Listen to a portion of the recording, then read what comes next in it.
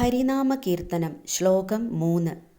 ആനന്ദ ചിന്മയ ഹരേ ഗോപികാരമണ ഞാനെന്ന ഭാവമതു തോന്നായിക വീണമിഹ തോന്നുന്നതാകിലഖിലം ഞാനിതെന്ന വഴി തോന്നേണമേ വരദ നാരായണായ നമഃ.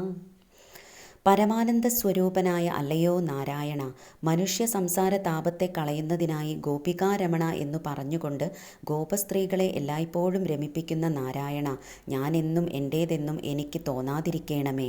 ഞാനെന്ന ബോധസ്വരൂപമായ ജീവത്വമാണല്ലോ ദ്വൈതത്തിന് ഹേതു. ഈ ഭാവം തന്നെയാണ് അജ്ഞാതബന്ധ ദുഃഖങ്ങൾക്കെല്ലാം കാരണവുമെന്ന് അറിയുന്നു. അതിനാൽ അഹങ്കാരവും ദ്വൈതവും ഇല്ലാതാവുന്നതാണ് ഒരുവൻ്റെ ഉന്നതി എന്ന് വരുന്നു. ഏതായാലും കരുണാനിധിയായ നാരായണ, ഇവൻ്റെ ഉള്ളിലുള്ള ദ്വൈതബോധം നീക്കിത്തന്ന് അനുഗ്രഹിക്കണമേ.